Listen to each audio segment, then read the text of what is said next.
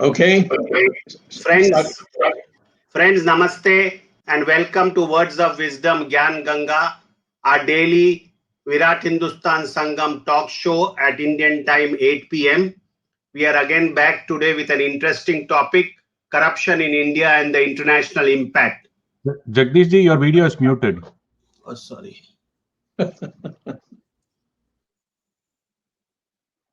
So we are back with an interesting topic, corruption in India and the international impact. Today our guest with Dr. Swamy is uh, Cleo Paskal, a veteran journalist, she's the non-resident senior fellow for Indo-Pacific with the Foundation for Defense of Democracies in Washington, D.C. And she is also an associate fellow with the Chatham House, London. Before I take the program ahead, I wish to inform our viewers that day before yesterday, the Twitter following of Dr. Swamy reached 9 million Twitter followers. So congratulations, Dr. Swamy, for reaching the figure of 9 million. And perhaps you are the only Indian leader who is very active on internet no, I'm sorry, very active on Twitter by interacting with your followers, whom you popularly call them and them as PTs, patriotic people. So, Patriotic peoples. so I congratulate you on this milestone of 9 million followers. Without any power or position, you have reached this figure. So congratulations once more. So with these remarks, we welcome Cleo Paskal and Dr. Swamy for the program Corruption in India and International Impact. Over to Dr. Swamy for his introductory remarks. Thank you. Yes, it's a great pleasure to invite Cleo here. We knew her when she spent some time in India, and she wrote very incisive pieces. I remember for many channels. Huffington Post was one of them, but now she's in a much bigger canvas and a part of a prestigious institute in Washington, D.C. This corruption issue has been chosen because Cleo had recently, for the Diplomat, written an article about India, and it was a very blunt, straight thing. No spin or any ifs and buts. What she knew to be factually correct, she put it on paper, and it caused quite a stir. So we decided that we should try and locate her and have her on our show and hear it from the horse's mouth, as they say. Uh, I'll begin first by making a few preliminary remarks on my own past investigation in corruption, and then hand it over to her and let her expound freely, say what she thinks is right and what needs for us to be watchful about. And in the end, once she's finished her presentation, the three of us here will ask questions so she can give some answers.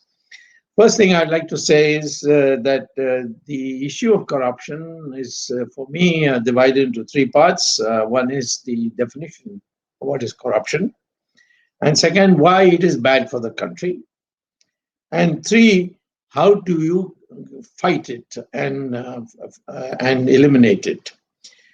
As you know, that the United Nations had passed a convention in 2014, and it was ratified completely for it being made a part of the UN official charter. I mean, business, and that was in 2015 when a certain number of countries adopted it and ratified it. And that convention gives a definition, and I have sort of just picked it up and presented it not exactly the same language, but more or less on the same lines. And that is that corruption is a criminal offense. That's why we take it seriously. And it's we have acts in our country, the Prevention of Corruption Act, the Indian Penal Code, and it issues like criminal misappropriation, breach of trust, cheating, and so on. They're all parts of the dimensions of corruption. And if this corruption is by a person or in conspiracy with a number of persons, and it is who have been in office and entrusted with the responsibility to see that the resources of the country are properly utilized, and to abuse that position for the private gain of oneself or for some others without any public interest. This is the definition of corruption. Two people amongst themselves do a deal, private deal. We don't interfere in as a state, but certainly if one person complains that the other man has cheated him or given him a check which is bounced, then of course the government can invoke the criminal law. Now, why is corruption bad? First of all, in a democracy, the most important thing is competition and merit. And the first thing that corruption does is that a deal is struck by which merit is bypassed. Somebody who should get something doesn't get it because he didn't pay the giver a certain consideration for weakening the laws or ignoring the law or the regulations, and to give it to him. So therefore, in a democracy, we think that corruption or a corrupt deal, what it does, it changes the competitive position of the economy and brings in non-competitive factors, which is inefficient in the allocation of resources. Second is that when you engage in a corrupt act, what the consequence of that is, a substandard product results. For instance, supposing you want to build a road and you put out a tender, the government puts out a tender calling for people to apply, and the person who is not in a position to meet the standards of that tender, he makes a deal with, say, the minister who is in charge of highways, and says that I'll pay you so much, and you somehow tweak the conditions and give it to me. And in the process, he gets it. And then what happens is, in order to recover what he has paid the minister, he then uses substandard material. And after the first monsoon that comes in, potholes all reappear. And Bombay is supposed to be a great city with a lot of money and all that, and known as a very modern city. But all the roads there have potholes and that's because the material that is used is substandard. So the first thing that corruption does is it makes your life more miserable, and it gives you substandard. Supposing in a shop, there are lots of restrictions on what you can sell, what should be the purity levels, and so on. And an inspector of the government keeps coming to check whether those standards are being met. So if the shopkeeper bribes the inspector, then you can get your spices mixed with mud and things like that. I mean, all kinds of adulteration takes place, and that is bad for your health. And so not only you get substandard material, but it also affects your health. The third thing is that when people exchange unaccounted money, these are money which is not declared. So you can start amassing unaccounted money. Then what do you do with that money? Well, partly, you see, you can't build a factory because you will be identified immediately, and you can be asked a question, how did you get the money to build this factory? So one of the things they do is buy land by understating its value and paying the difference in cash, and the undervalued part in check, and so nobody can detect you. So this use of black money, as it's called, the money that is evaded from income tax, it's evaded from disclosure. That then what it does is it raises the price of real estate. So people in Bombay can't easily afford a flat because it's the prices people are willing to buy. So as a consequence, once you buy say a big mansion, you put in air conditioners, you put Italian marble floors, so on, because you got cash to burn. And so you use it. And in the process, what happens is that the rate of return in setting up a factory for producing air conditioners is much higher than producing, say, common man's goods. So we have found in India that today, directly and indirectly, the allocation of investment to what we call as luxury goods, that is, goods used by rich people for their consumption, that is for their use, as I said, air conditioners and all these expensive things, or marriage ceremonies using it.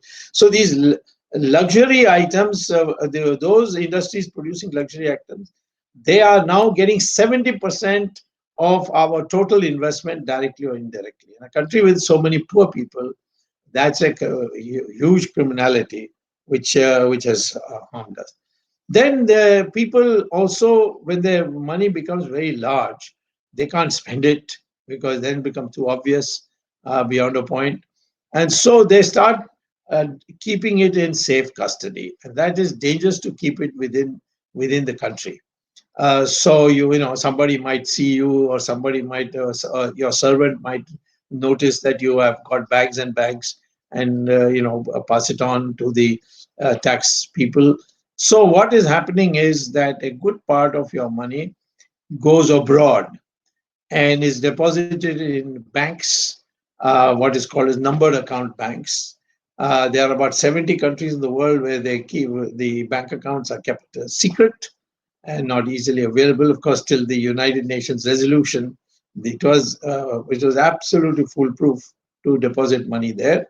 Now it's much more difficult, as Mubarak found out in Egypt, and Gaddafi found out in Libya, and Marcos found out in Philippines. That the use of that convention, you can discover their accounts. So, but how does that money go?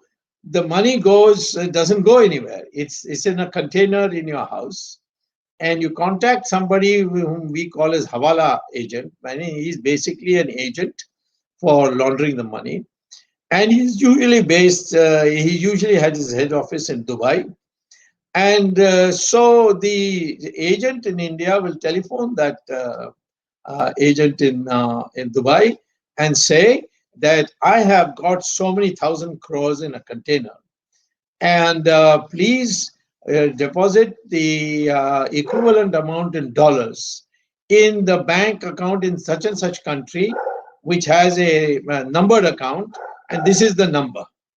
So what happens is that person, his agent in the foreign country, he deposits in dollars in the numbered account of this person who is giving you the container. And in case somebody wants to come to India and doesn't want to play, just get 70 rupees to a dollar, he wants to get, say, 100 rupees a dollar, and want to get it fast. So that fellow in a foreign country, he will tell this Dubai man that I'm sending so and so is coming to India, and he needs so many rupees. So please give. So this container, which is with the agent in India, he then uses that to convert dollars into rupees. So I mean, it's a perfect fit that is there. So now the problem is that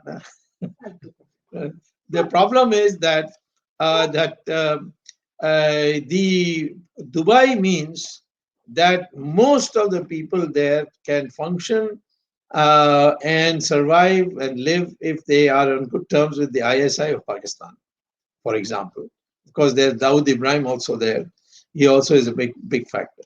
So who has got deposited, which minister has got his money deposited in which account, and what's the number of that account, is known to the Hawala agent, and he, without for his own survival, he gives it to Pakistan. There will be other countries too.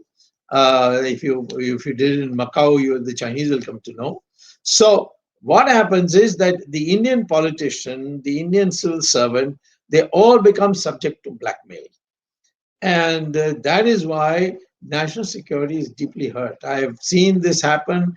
Ministers melting at the thought of taking a hard line on say terrorism against Pakistan, or a hard line against some Gulf country for mistreating our overseas Indians there, so on. So this is a factor which is what I would call as the fifth factor, the blackmail capability of foreign countries, of Indian politicians and civil servants and decision makers and influential persons. So the sum total is that we have to get rid of corruption, and without that it's not possible. And in my opinion, the fight against corruption must not start at the level of the bank clerk or somebody. It should start right at the top, because we want to send a message down that if we can do this to such people so well placed, then where are you? And that self-interest itself will ensure that people at the lower levels do not engage in corruption. And that is why the fight that we have led and the references made by Cleo in a recent article have been very helpful in creating an atmosphere of fear in the people who are the main culprits in our corruption. And in all this, you see, even in our export-import policies, in terms of allowing foreign direct investment, creation of certain derivatives like participatory notes, these are all being forced by blackmail on our government to change its stand. Narcotics, for example, the United Nations has given India a long time ago permission to produce a certain amount of narcotics plants, and for medicinal purposes. But the control was to ensure that nobody produces more than the country needs for the purposes of making medicines. But that control is not exercised. And so the farmers in places like Madhya Pradesh, Mandsaur, or in Rajasthan, a place called Virat there. So these places, the amount of produced, the government has given the farmers a quota. They produce beyond the quota and sell the excess to the narcotics market. And so if you go to Mandsaur today in Madhya Pradesh, you will see half the population walking around like drug addicts. It's a huge, and the whole society has been ruined there because of that. So I think that corruption is a cancer which needs to be dealt with on a war footing, and we need to use international support for it, and then also prosecute them. Even our own government, the BJP government, has been slow on that. So what I will now suggest is that in this background, the international impact and what cooperations can take place between, say, the United States and India on this, and anything else. Cleo is the best judge of that. Over to you, Cleo. Please tell us what we should do. Your voice is, I think, muted. I'm not in a position to tell India what to do, but and I have to say that just right off the bat, everything I know about corruption in India, of course, I've learned from you and the amazing people you had on the show. Yes. who I've been following their work for over a decade. So I'm very grateful for the bravery of the Indian experts and journalists. It's easy for me sitting in the U.S. to write about it. It's not as easy to do it from Delhi or Mumbai, and the work has been essential and very helpful. And I learned a lot. Watching the show the other day, I learned that Italians are actually better than Indians when it comes to road construction corruption. It's not just the thickness of the road, it's also the length of the road that the Italians will shorten. So I learned a lot. And in that context, I'd also just like to say that corruption isn't just an Indian thing. So I'm not speaking from a position of saying, India is uniquely terrible and there's no corruption in the US. There's no, there's corruption at very high levels all over the place. But the context for India, the reason why I've been looking at it is India has such unbelievable potential, both domestically and internationally, to be a force for good. That to see what is happening is tragic. It's tragic for Indian society, and from a geopolitical perspective, it's essential that India be what it can be, especially at this geopolitical time when the balance is really unstable, and because of COVID, there's an opening up to for India to find a place in the world where it can thrive, and it can help its neighbors, and it can help the world become much more stable. So I'm going to go through many of the things that you just talked about, this chain of corruption from, as you said, from an international perspective, to show what the effect of what's happening within India is internationally. So the four elements are, how does the money get made? How does it get moved out of the country? What happens when it's out of the country? And then how does it move back into India? So how it's made, and you've summarized many elements of it quite well. I'd say that there are a lot of systems within India that have been baked in since the British time that haven't been extracted, because they're very good ways of holding control over the Indian population. So one of the things, and you've written about this as well, is that the bureaucrats have incredible amount of control, and they're not particularly well paid. So obviously there's a motivation there to supplement income in another fashion. Similarly, with campaign financing, the amount that you're legally allowed to spend as a politician is extremely low. So by the time you get elected, you've probably come in contact with black money. Somebody has funded you through, so you're blackmailable and you're compromised, and that's not necessarily a domestic issue. That money could be coming from Pakistan or from China or from Russia or from somewhere else. So by the time you come in some cases, you're owned already. So that also affects the thing. And then there's the issue that you mentioned about imports, where there's actually an incentive, and Professor Vaidyanathan on your show was talking about this the other day, just to import, because when you import, you can pay you can move money in and out by arranging invoicing and things like that. And it goes, and this is again the international component of it, it goes definitely all the way up to arms sales. And it's one of the reasons why, India has some of the best scientists in the world. It should be producing its own weapon systems. But it seems to be buying a little bit from everybody. And sometimes that's not interoperable. And in the case of the S-400, which is a Russian system, yes, it blocks high-tech cooperation with the U.S. So it's not an anti-missile system. It's an anti-alliance system. So there's an enormous amount of incentive from the Russian side and from China via Russia to get you to buy systems. The corruption has these very large geopolitical consequences, just in terms of who's making money within the country.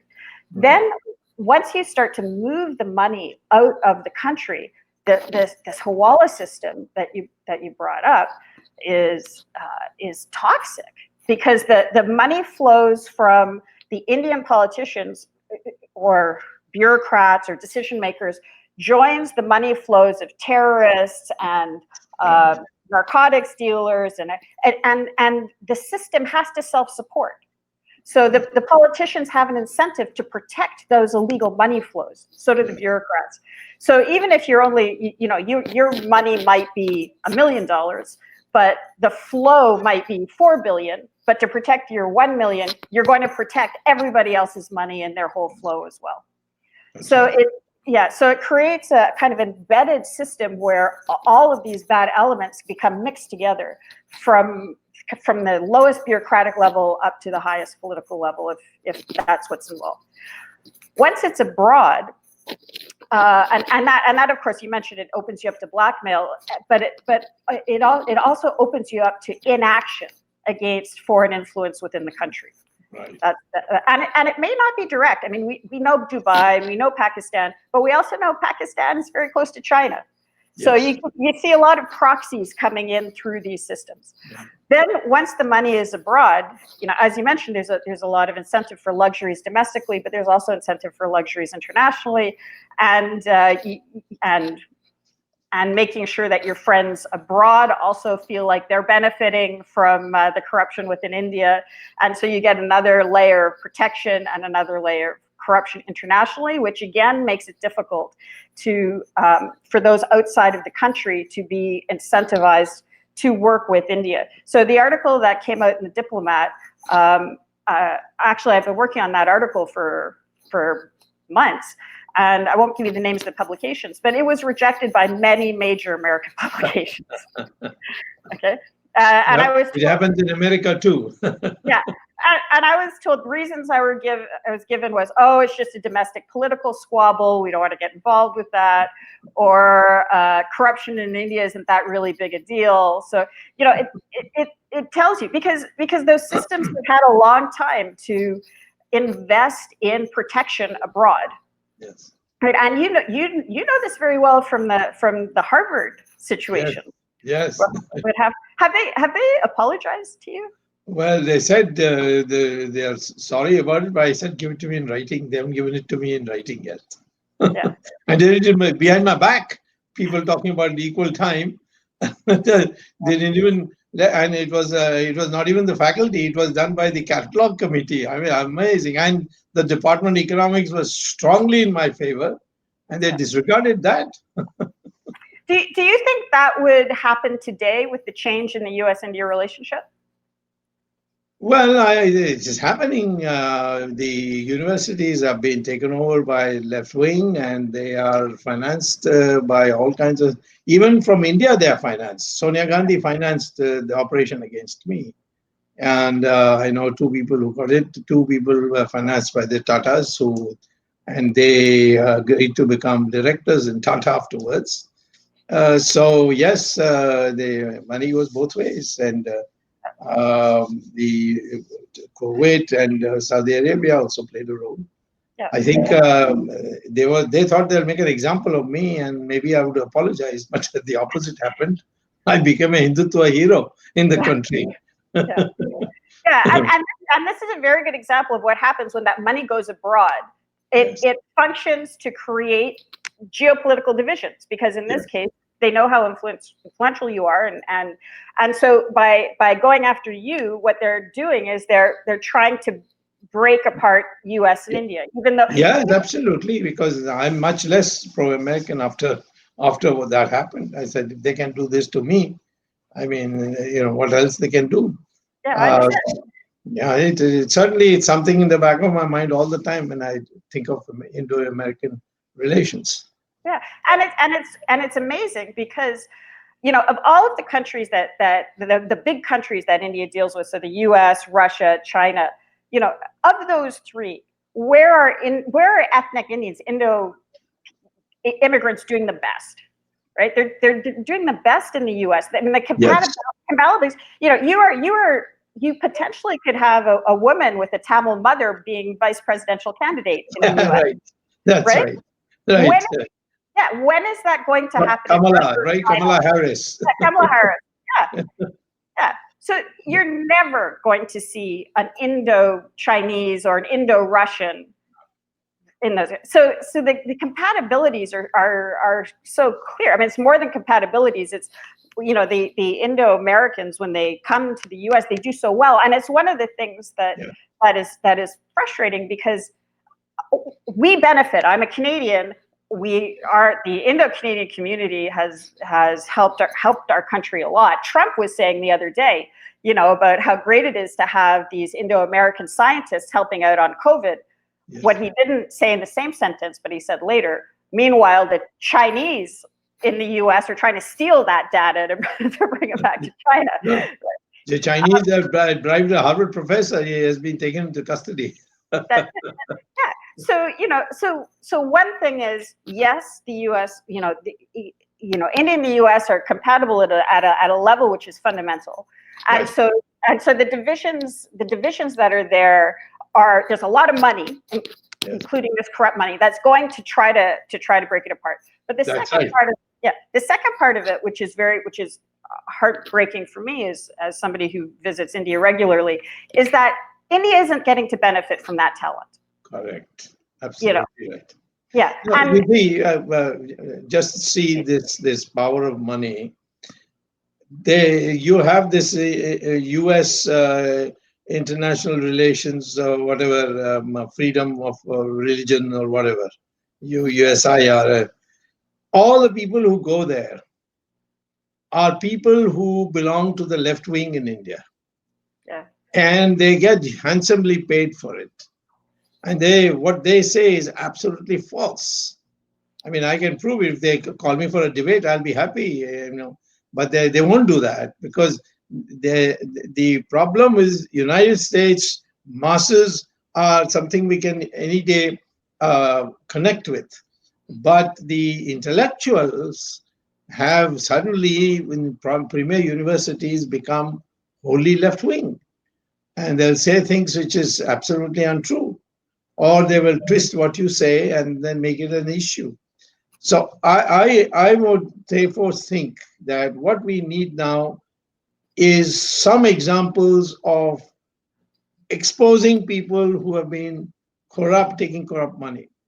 And there are two ways. One is that people like you who have, for example, this Panama Papers, or some country like Germany went in Liechtenstein and it discovered it managed to get all the names of people who have got illegal bank accounts in Liechtenstein, and then that they discovered 23 were Indians, and they offered to India, we'll send you the CDs, the tapes of their accounts details, and the previous government didn't want to touch it. And even our government, for the names that you mentioned, didn't want to touch it for 2-3 years till that man departed upwards. And so the question is, this expose has had a huge salutary effect, with mostly journalists like yourself and so on bringing it on record. The second is the United Nations resolution, which says that if the Parliament of India, I'm applying it to India, passes a resolution saying that all Indian citizens' money in 70 countries which have secret banking, they now that account stands nationalized. Then the United Nations helps you to get it. That's how Egypt got from Mubarak's accounts, and Libya got the Gaddafi's accounts, and of course with the American help, Marcos' money was also revealed in that same way. Now that we are in our country, our bureaucracy is still resisting, and I'm not able to get it through yet, because I'm not going to give up till it happens.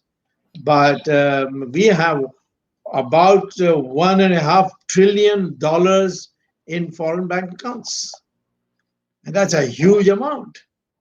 And that money is just lying there, and so it has to be brought back. They're all come out of projects in this country. Where it started with the Enron, and then it went to this spectrum of the telecommunications spectrum.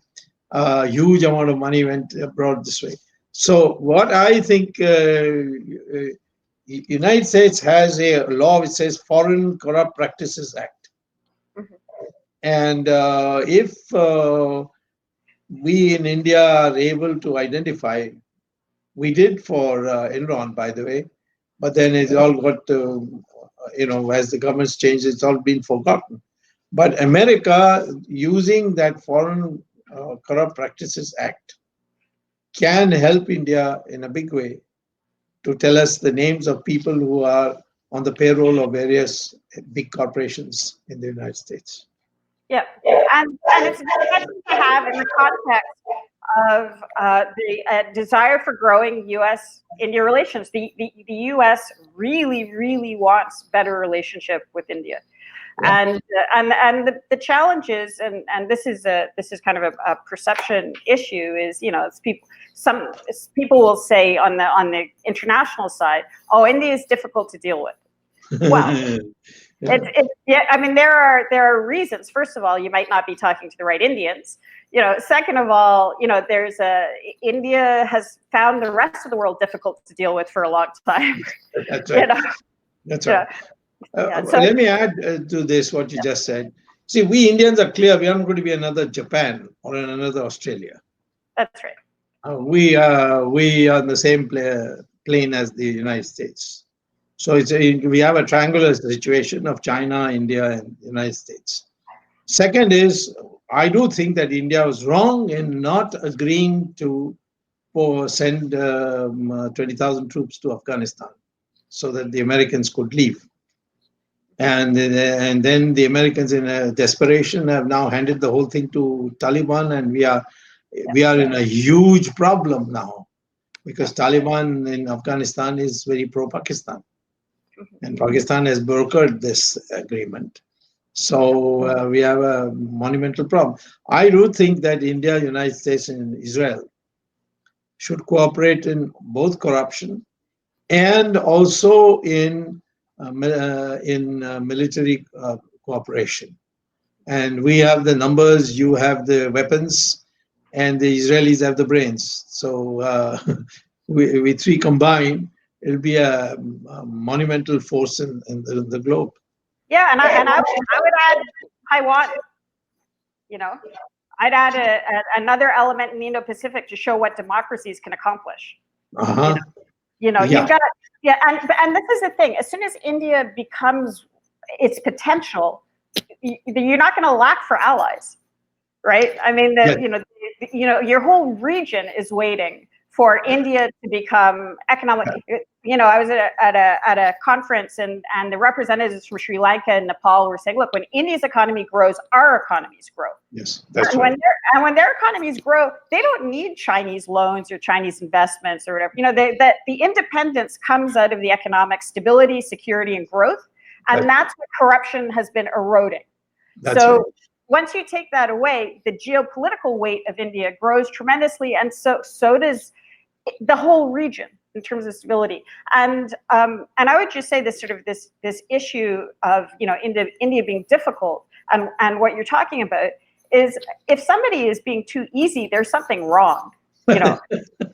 You haven't understood what's going on. If Pakistan is easy to deal with, then you're not getting the sort of deal you think you're getting. Right? That's right. Yeah. Well, Pakistan actually is in a bigger problem because some of its parts are pulling in different directions and could in fact secede also.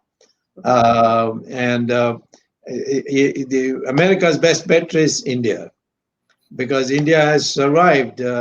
Pakistan broke into 2, Soviet Union broke into 16, Yugoslavia broke into 4, Indonesia broke into 2.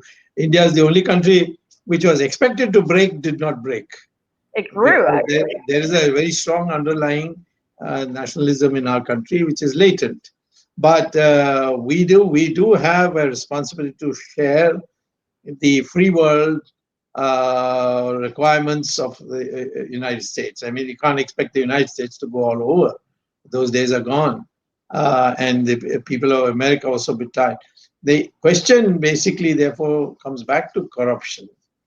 That when the decision makers are complicit, then what should naturally happen? I would say corruption is the block today between India and the United States coming together militarily to pool their resources. Yeah, I agree. And that's why it's incumbent, I think, on countries like the United States to help India in the fight against corruption through the sort of that you're talking about, the kind of lawfare approach, the media, the getting the discussion out there overtly, to understand that this is important for India domestically, but it's also important for the world. You know, the free world, not to be too kind of dramatic about it, but it is essential. For the 21st century, it is essential. So, you know, the mechanisms can be examined. There can be a list of ways to work together, but the approach that you're talking about in terms of lawfare and in terms of media, those are fundamental. Yeah, we lack an intellectual base in the United States. There was a time when the Jewish community was much more powerful. That time it was easy. When I was there at Harvard, I had an easy time. In fact, I was more hardline Hindutva in the 70s when Harvard celebrated my presence. And here for a thing to say that for deterrence, we have to ensure that the Muslims accept that their ancestors are Hindus, which is what the DNA says. Harvard made, without even asking me to explain and elaborate, they just behind my back did it. So the intellectual base is now in the United States corrupt left wing from India. And I can give you the list of all the corruptions that they have done. Amartya Sen might have got the Nobel Prize, but what he did in the Nalanda University here, just because I mean, he's got friends still in the bureaucracy. I'm not able to get the prosecution going from the CBI on the the misuse of the resources of that university. So this thing somewhere the American elite must, which is otherwise very, very strongly nationalistic, independent of communists, independent of the corrupt, independent of the jihadis. But the intellectual base in especially the Ivy League universities, which have the prestige, has gone away. It's gone to the other extreme. They got McCarthy in a new way. I want to see whether my colleagues want to ask you a question. Jagdish and Ramesh and Arvind? I have a question. Yes. But my question is a little academic in nature. Yeah, you're a professor. There have been a lot of research on global corruption, and researchers have come up with some determinants of corruption. They say corruption is directly proportional to the poverty. That means if the per capita income, real per capita income of the country is lower, the corruption is also high. And the number of regulations is high, then the corruption is high. Now, then we have an agency called Transparency International, yes, which comes up with a perception index called CPI. India is normally around 40 out of 100, and maybe ranking around 78, 79. This year it was 80. We have observed in India, those corrupt individuals who have headed, let's say, states as chief ministers, they have been corrupt, but the states have developed. So this shows that there is a direct correlation between corruption and development. No, not so what correct. What are your observations regarding this international research and Indian observation? Let her answer, and then I'll see what I can add to that. So I think that there's a lot of playing with a lot of the definitions of each of those words.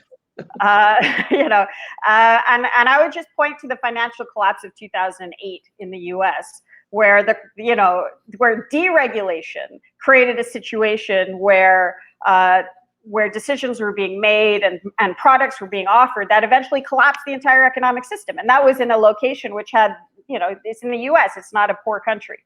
So, I think it really depends on how you define words like regulation, corruption, all that sort of stuff. And in some countries, what would be considered corrupt is just legalized. Yes. Right, and so that you can't be prosecuted for it. So yes. I'm not an academic. I look at kind of facts on the ground, And if there's going to be big money involved, there's going to be somebody who wants a cut on it, unless you can protect that system. So you look at a city like Baltimore. It's one of the most corrupt places on the planet. So it's not. Yeah. So it needs the sort of things that Dr. Swamy is talking about in terms of shining a light on it, making the penalties higher than the gain. Right. That's basically it. Absolutely right. The deterrence is the important thing. And for the first time, we have had ministers go to jail. Jayalalitha, whom I had to spend 22 years to prosecute her, send her to jail ultimately, had never happened before. Mr. Chidambaram spending 110 days in jail in the preliminary stage itself. And Ms. Sonia Gandhi having to take bail in a corruption case. So these are things that never happen. So your analysis may be true of Pakistan, but it's not true of India. I'd also, just to go quickly back to the university issue, it's not just India that's having an issue with the universities, right? The whole debate in the U.S. has become very polarized because of the issues, because the bad guys, so to speak, the people who are trying to do whatever, they're very smart and they've got a lot of money. And so, that's why you end up with these Confucius institutes on the campuses and all that sort of stuff, because they know the weaknesses of open and democratic systems, and they use it to their advantage. They have, kind of unlimited funding, and you get this confluence of interests. On the left, it's called intersectionality, where they protect each other. So so it's not just an Indian issue, and there's kind of that it's creating a polarization within the intellectual community in the U.S. The FDD, which I'm affiliated with, made the decision at the beginning to take no foreign funding from the beginning. It's very on that point. You see, let me say, after your 2008 crisis you had, financial crisis, subprime loan crisis. A lot of universities encourage their professors to take money from oil-rich Arab countries. And a lot of departments have been financed by them in universities. And they have one thing in common with the Arab countries vis-a-vis India. They may be left-wing, but to support minorities, particularly the Islamic minority, against atrocities or imagined atrocities, they have come together on India. The financiers, that is the Arab countries, oil-rich Arab countries, and the left-wing, which anyway don't like our right-wing policies. So that combination has to be broken. And maybe that by the time the hydrogen fuel cells come for motor vehicles, the Arabs will they will go back to their camels and their tents. Yeah, it was specific Wahhabi ideology that was being promoted and protected. That's what I mean. And that combines with Pakistan, and then that dovetails into China. So you're getting this kind of alliance that whatever the U.S. is their enemies are the same. That's right. So it's if the enemies of the bad guys, this is going back to Kautilya, need to come together to deal with this. The problem is, if you're one of the so to speak good guys, you're not used to fighting that way. That's right. That's right. Correct. Well, Ramesh, you were going to say something? Yeah, but just from a perspective that I've seen India and the US. In the US, I would say that we have legalized corruption and we call it lobbying. Yeah. And in institutions, we call it endowments. Yeah. That's right. Yeah. No. If you take money and get a substandard product, that's corruption. Lobbying is where mine is better than somebody else's. Yes, if there is money exchanged, they get caught. You found recently the U.S. Senate, some people have been caught having received money for being able to have an advance information on which stocks are going to go up. And there's very limited, Dr. Swamy. The prosecution has not been very aggressive, but yes, I understand that there is a system. What was that lady Martha or something who went to jail? It was very small, Dr. Swamy, compared to what others happen. But in general, I agree, at least from the political system has some kind of, they are afraid of a prosecution part. But this backdoor endowment and trying to push ideologies through the educational institution, which is the backbone of the US, is That's something that you can never do anything about. That's true. That is absolutely. I think if there's more attention being called to it, then there's an opening right now to start to deal with some of that stuff, because COVID has changed. I don't know whether it's temporary or permanent, but it's changed the discussion substantially. So on the China front, you're seeing the Confucius Institutes get cut down. You're seeing some of those Chinese spies getting sent home. So it's a beginning of being able to acknowledge, because the economy here is in very rough shape. So the previous argument of, oh, well, we don't want to lose this little endowment or that little endowment is weakening a little bit. But you're absolutely, I agree, that's how everybody got in. And I'm hoping, because I'm an optimist, that we could use this little opening to try to shift the discussion just a little bit. Sure. So one more point, Dr. Swamy. I know that you always say, when you get a lot of people ask you this question, saying that, prosecution in India is not like instant noodles. Don't expect a 2-minute result. But then, the court system has been pretty slow, and it is hurting in the sense that very few people really come out and fight. Sure. Would be any comments? But see, the US has this discovery and interrogatory system. You don't go to trial till you have cleared all that, and then you come with a bunch of affidavits, and the trial takes place. It is concluded in 2 months.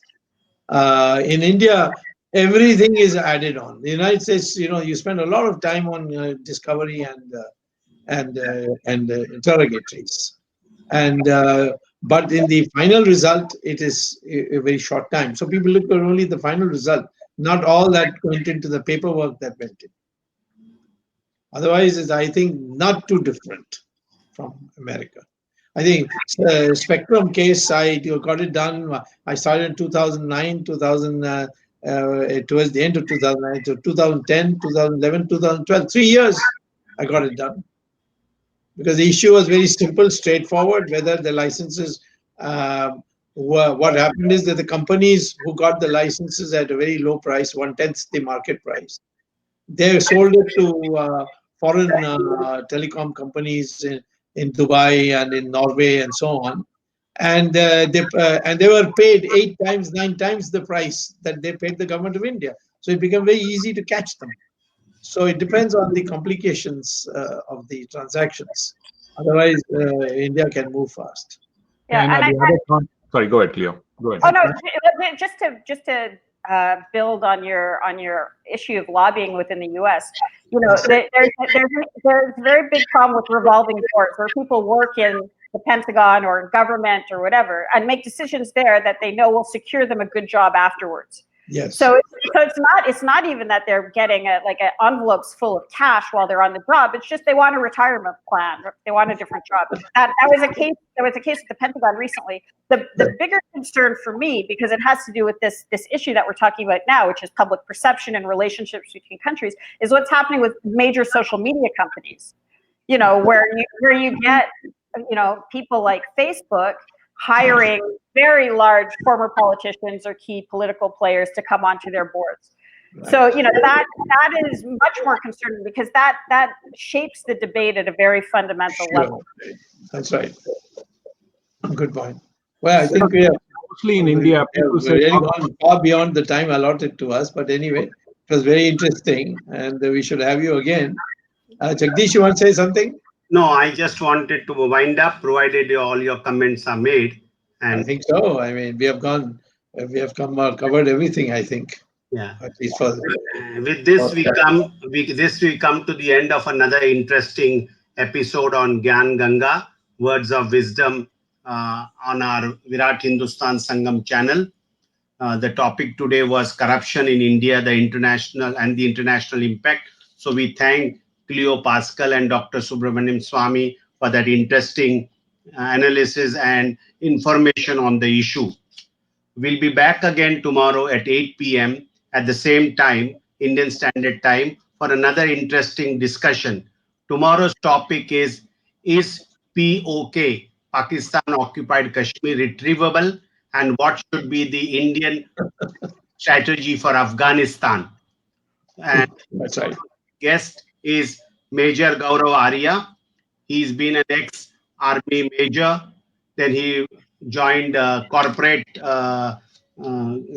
corporate business, and then he is presently the senior consulting editor of strategic affairs for Republic Media Network. So tomorrow we will be having this discussion on POK and Afghanistan.